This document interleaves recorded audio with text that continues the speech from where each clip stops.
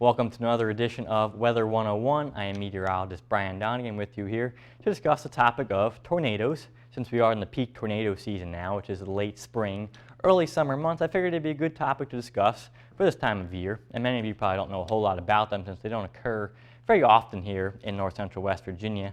They can occur here though, they have in the past. It's just kind of rare to see a significant tornado here in this part of the country.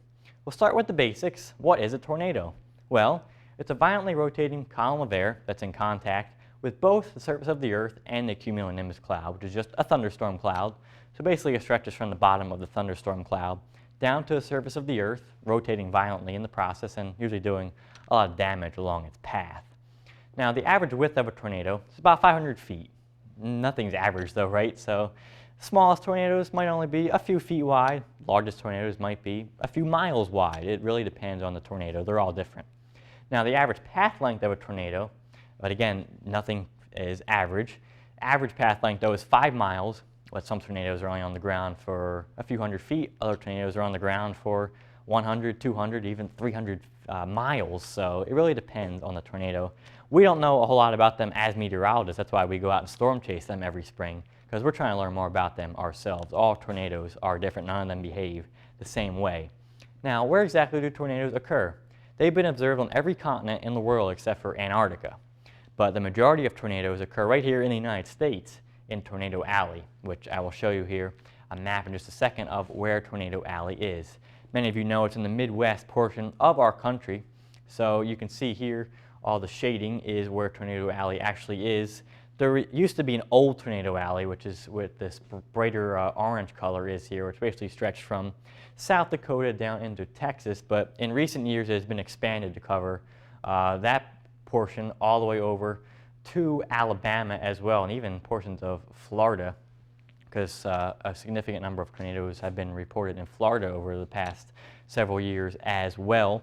So Tornado Alley is not just the Midwest, it includes some portions near the Ohio River and even into Florida as well. Now, like I said, they can occur anywhere. This is just where the majority of tornadoes in the world do occur, and they occur here for the main reason being that they get a southerly moist flow off the Gulf of Mexico when the winds are out of the south, and that just adds a bunch of instability into the atmosphere, which is a key ingredient for the formation of tornadoes. Now, how are tornadoes measured? Scientists use the enhanced Fujita scale to measure tornadoes, and that scale is based on damage, not wind. Now, the reason for that is because we can't measure the wind inside a tornado. Our instruments will not be able to survive such strong winds. We have to determine how strong a tornado was after the fact. So what happens is, the day after a tornado occurs, scientists go out to where they believe the tornado touched down, and they will look at the damage around, and they will make an estimate based on how much damage there was. They'll make an estimate of how fast the wind speed was, because they can usually figure out what wind speed were needed to cause that amount of damage. So once they look at the damage, they'll come up with that wind speed, and that will plug in to the enhanced Fujita scale, which, as you can see here, ranges from an EF0 all the way up to an EF5. An EF0 tornado is wind gust 65 to 85 miles per hour. Then EF1 is 86 to 110. EF2, 111 to 135. EF3, 136 to 165. EF4, 166 to 200. EF5, which is the strongest, is 200 mile per hour wind gusts or greater. So if you hear an EF5 tornado, yeah, that's the strongest one.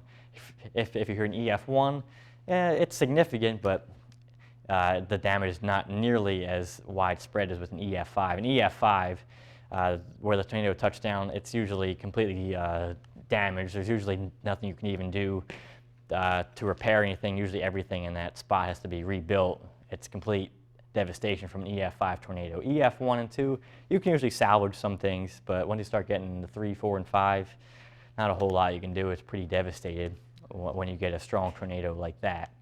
Now, the costliest tornado in history occurred just a few years ago, May 22nd, 2011, in Joplin, Missouri. I'm sure a lot of you remember hearing about that tornado. We just had the 3-year anniversary of it just about not too long ago. Damage totals for that tornado were near $2.8 billion. That's the costliest tornado ever in history. That's a lot of money, yes. And I wouldn't be surprised if they're still rebuilding some stuff today, because That was a very strong tornado. It was an EF5, so winds were over 200 miles per hour. It was completely devastated in Joplin. That tornado was way above average for the width, 1 mile wide. 158 fatalities, which, yes, that is a lot of fatalities for a tornado. And there were over 1,100 injuries reported of that tornado. Luckily not 1,100 deaths, but still 158 deaths is a lot for a tornado. I hope you learned a lot about tornadoes. Hopefully we don't see one here soon, because they're not something you want to see for sure.